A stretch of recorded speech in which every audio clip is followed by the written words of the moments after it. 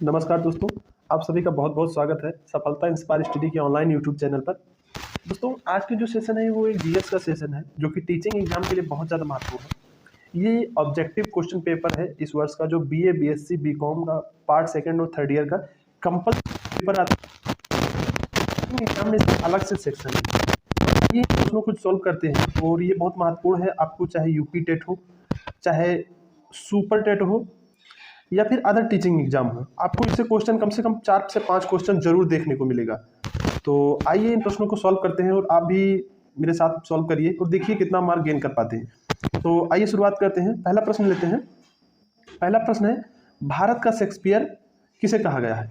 तो भारत का शेक्सपियर जो है कालिदास को कहा गया है। इनकी एक रचना है अभिज्ञान शकुंतलम। ठीक है दोस्तों। और अगला क्वेश्चन है, इंडियन एयरफोर्स का मुख्यालय कहाँ पर स्थित है? तो इंडियन एयरफोर्स का जो मुख्यालय है वो है नई दिल्ली में स्थित है और इसकी स्थापना, जो इंडियन एयरफोर्स है, इसकी स्थापना 8 अक्टूबर 1932 को की गई थी।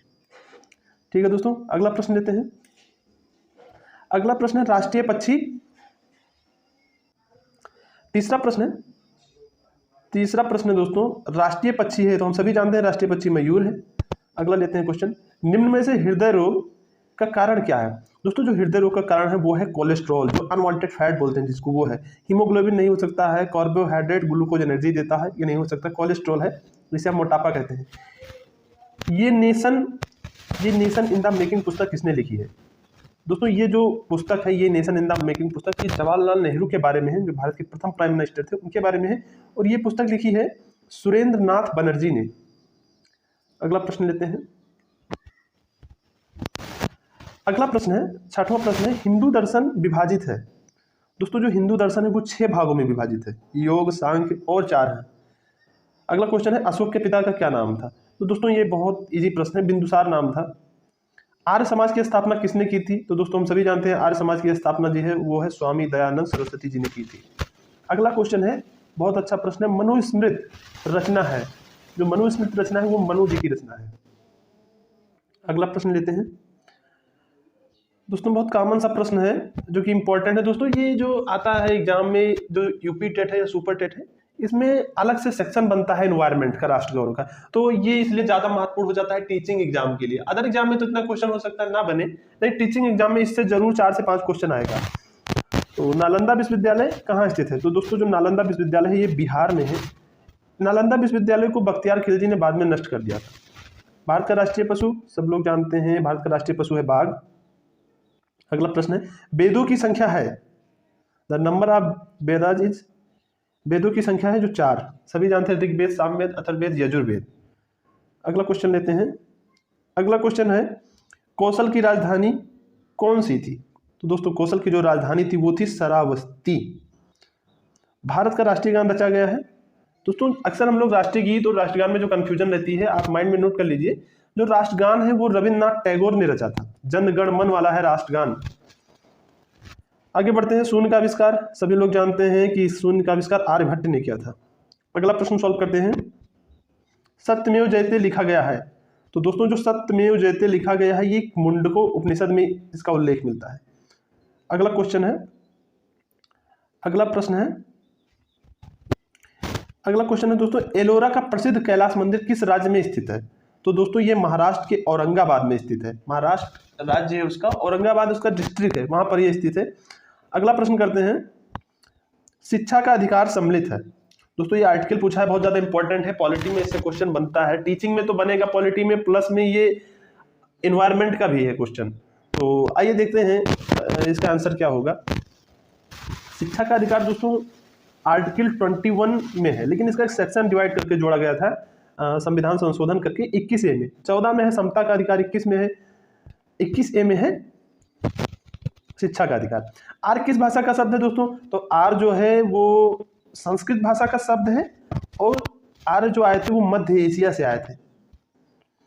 वास्तुकला के देवता कौन है? तो दोस्तों, हम सभी लोग जानते हैं वास्तुकला के देवता विश्वकर्मा जी हैं। अक्सर आपने टीवी सीरियल वगैरह में भी देखा होगा कि वास्तुकला के जो देवता है वो विश्वकर्मा ही हैं। अगला क्वेश्चन लेते हैं 22 नंबर क्वेश्चन है, making of new India. Making of new India किसने लिखी है? तो ये लिखी है डॉक्टर विवेक देवराय ने। अगला प्रश्न सॉल्व करते हैं। अगला क्वेश्चन है WHO की स्थापना की गई है, मतलब की हुई है। तो ये है, इसकी स्थापना 1948 में हुई थी और WHO का जो फुल फॉर्म है वो है वर्ल्ड हेल्थ ऑर्गेनाइजेशन। अगला क्वेश्चन है महाभारत के रचनाकार हैं, तो हम सभी जानते हैं दोस्तों, बहुत इंपॉर्टेंट भी है और हम लोग के धर्म से भी रिलेट करता है, तो वेद व्यास जी हैं। अगला क्वेश्चन लेते हैं, निम्नलिखित में से कौन से स्वास्थ्य के लिए हानिकारक है? तो दोस्तों जो स्वास्थ्य के लिए हानिकारक है वो है वायु प्रदूषण भी है, जल प्रदूषण, ध्वनि प्रदूषण, यानी उपयुक्त सभी। इसका करेक्ट आंसर उपयुक्त सभी हो जाएगा। राष्ट्रीय पर्यावरण अभियांत्रिकी अनुसंधान क्षेत्र कहाँ स्थित है? दोस्तों जो अभियांत्रिकी है उसे बोलते हैं इंजीनियरिंग। बहुत लोग कंफ्यूजन है दोस्तों, अक्सर पर्यावरण संस्थान जो है वो 2-3 है, बेंगलोर है, देहरादून है, नागपुर है, इन्हीं सबसे संबंधित है। तो इसका जो सही ऑप्शन है दोस्तों वो है नागपुर में है। ठीक है दोस्तों, आगे बढ़ते हैं। दोस्तों नागपुर एक चीज के लिए फेमस है, थोड़ा सा एडिशनल जानकारी है, संतरा नगरी, संतरे के लिए फेमस है, माइंड में रखना इसको। आगे बढ़ते हैं। अगला क्वेश्चन है विश्व खाद्य दिवस। क्वेश्चन है दोस्तों विश्व खाद्य दिवस कब मनाया जाता है? तो दोस्तों विश्व खाद्य दिवस जो मनाया जाता है वो 16 अक्टूबर को। ये यूएन के द्वारा एक घोषणा की गई थी, जिसके मतलब खाद्य एवं कृषि संगठन की जब स्थापना हुई थी, तो उसी के उपलक्ष्य में ये मनाया जाता है। आइए दोस्तों अगला प्रश्न करते हैं, 28 नंबर। आयोडीन की कमी से होने वाला रोग हम लोग सभी जानते हैं, घेंगा हो जाता है, जो कि गले में रहता है, हड्डी निकल आती है। कोर्ट ऑफ इंडिया किसके द्वारा लिखी गई? ये थोड़ा सा, हाँ ये थोड़ा अच्छा प्रश्न है। कोर्ट ऑफ इंडिया किसके द्वारा लिखी गई है? तो दोस्तों जो कोर्ट ऑफ इंडिया है वो लिखी गई है रंजन गोगोई के द्वारा। किसके द्वारा? रंजन गोगोई के द्वारा। अगला प्रश्न है मेकिंग ऑफ इंडिया आसम लिखी गई है। मेकिंग ऑफ इंडिया आसम किसके द्वारा लिखी गई है? तो ये लिखी गई है तरुण खन्ना जी के द्वारा। दोस्तों आप अपना आंसर मैच करते रहिए। अगला क्वेश्चन है गुरु नानक का जन्म हुआ था। तो दोस्तों इनका जो जन्म हुआ था वो तलवंडी लाहौर में, तलवंडी में हुआ था दोस्तों, जो कि पहले भारत में था, अब लाहौर में है। अगला क्वेश्चन है राष्ट्रीय युवा दिवस मनाया जाता है। तो राष्ट्रीय युवा दिवस स्वामी विवेकानंद जी के जन्म तिथि 12 जनवरी पर मनाया जाता है। अगला प्रश्न है 33, 2020 भारतवर्ष को फ्रेश वाटर की सबसे विशाल झील है। तो हम सभी जानते हैं भारत की जो फ्रेश वाटर की सबसे विशाल झील है बुलर, जो कि जम्मू कश्मीर में स्थित है। अगला प्रश्न सॉल्व करते हैं, भारत की विशाल झील है। तो दोस्तों जो भारत की जो सबसे विशाल झील है वो दोस्तों चिल्का झील है, जो कि उड़ीसा में स्थित है। तो चिल्का इसमें ऑप्शन में नहीं है, तो इसलिए option D is the correct हो जाएगा। अगला प्रश्न लेते हैं, भारत की सबसे छोटी झील कौन सी है? 35 क्वेश्चन नंबर देखते हैं दोस्तों। तो जो भारत की सबसे छोटी झील है वो है पुकड़े झील, पुकड़े। अगला क्वेश्चन है विश्व अस्थमा दिवस मनाया गया 2021। तो दोस्तों जो विश्व अस्थमा दिवस मनाया जाता है वो मई महीने के हर मतलब फर्स्ट मंगलवार को मनाया जाता है, तो वो 5 मई को। ठीक है दोस्तों, क्योंकि जून, अक्टूबर, मार्च है, तो मई का कोई और वीक होता तो वो भी हो सकता था। अगला प्रश्न है विश्व जनसंख्या दिवस मनाया जाता है। दोस्तों जनसंख्या बहुत ज़्यादा नुकसानदेह है। अगर ये जान लीजिए भारत की जनसंख्या इतनी ज़्यादा है कि इससे जॉब लेने में कंपटीशन का स्तर बढ़ गया है जनसंख्या की वजह से। प्रश्न है विश्व जनसंख्या दिवस मनाया जाता है, तो ये सही, इसका सही ऑप्शन होगा 11 जुलाई। ग्रीन गैसें हैं उपयुक्त सभी, हम सभी जानते हैं मीथेन, CFC और कार्बन डाइऑक्साइड सभी ग्रीन गैसें हैं जो कि वातावरण को बहुत ज़्यादा नुकसान पहुंचाती है।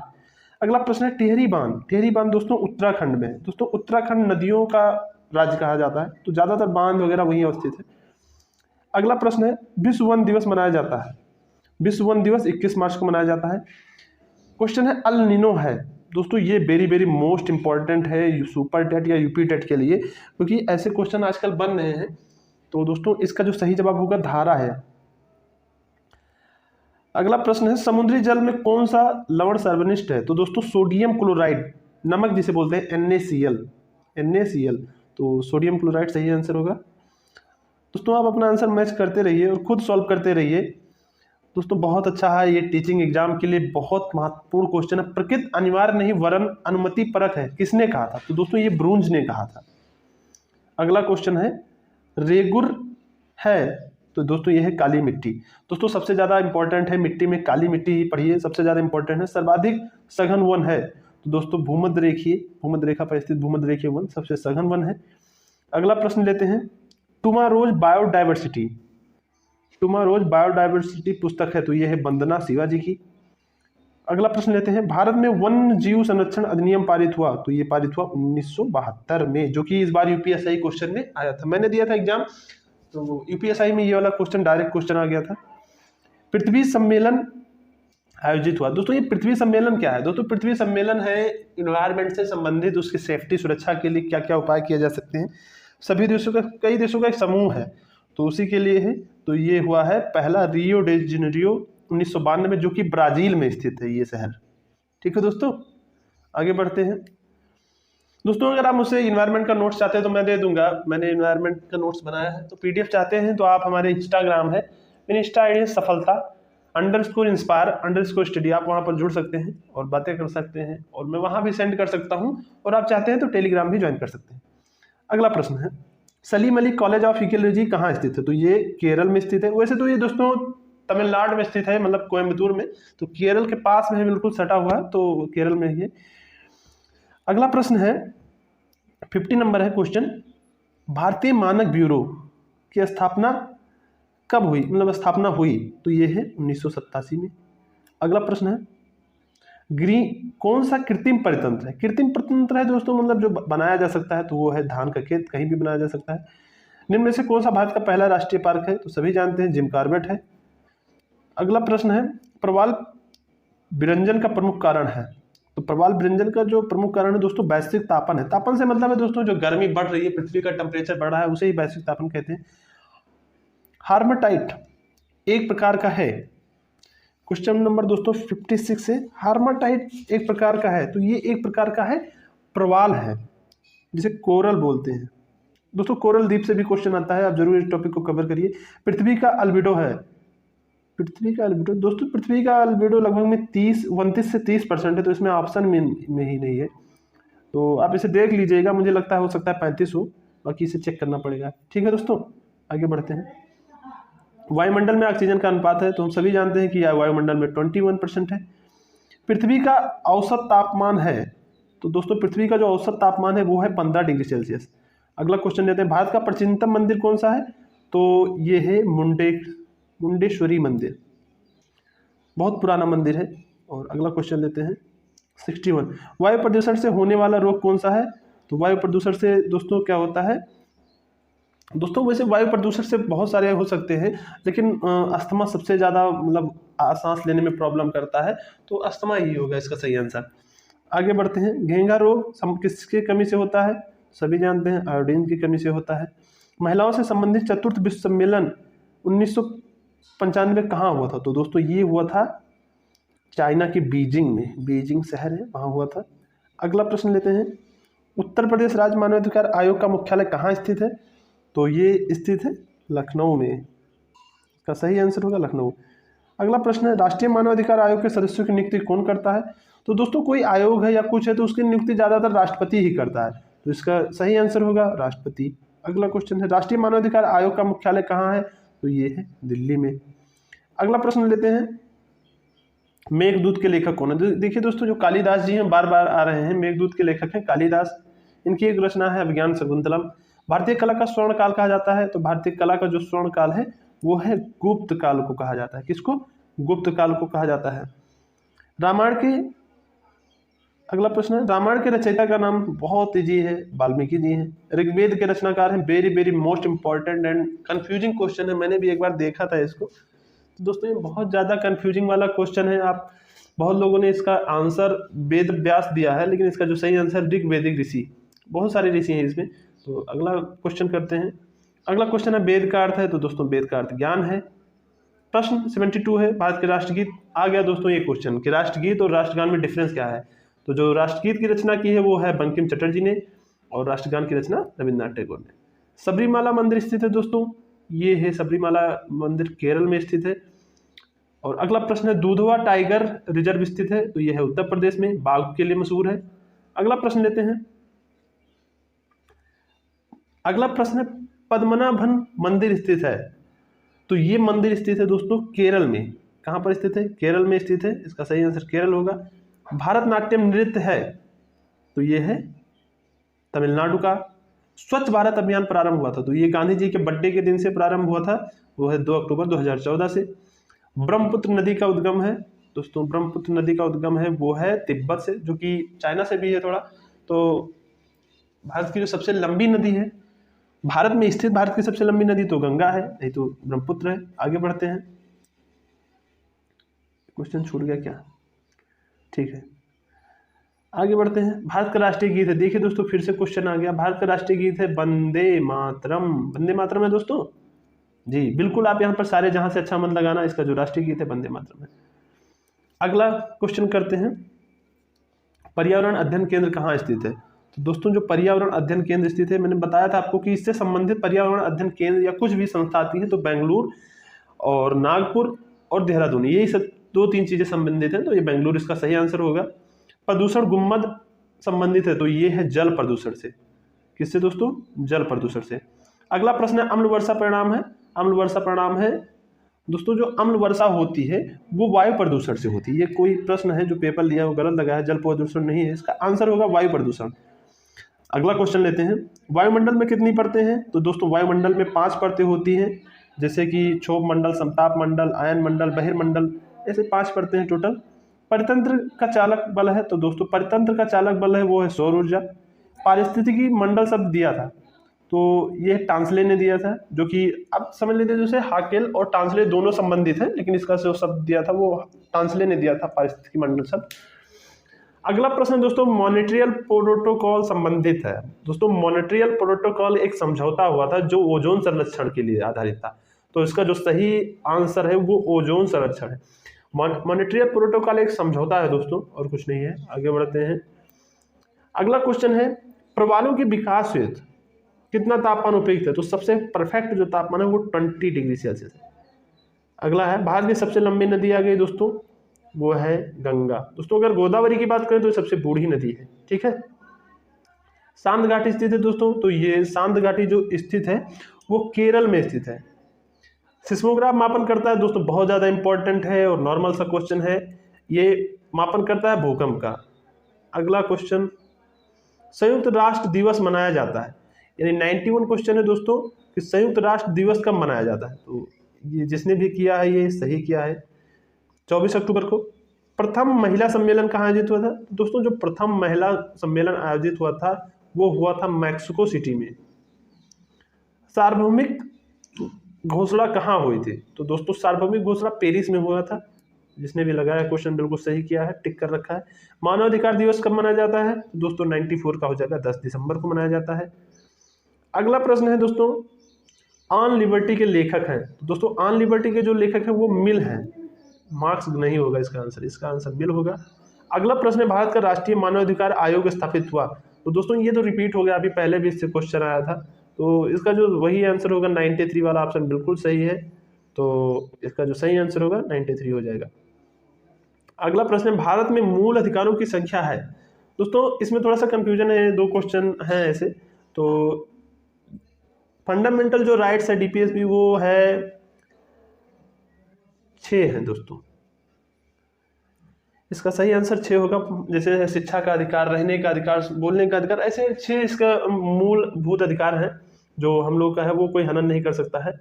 आगे बढ़ते हैं, अगला क्वेश्चन लेते हैं, भारतीय संविधान में कितनी अनुसूची है?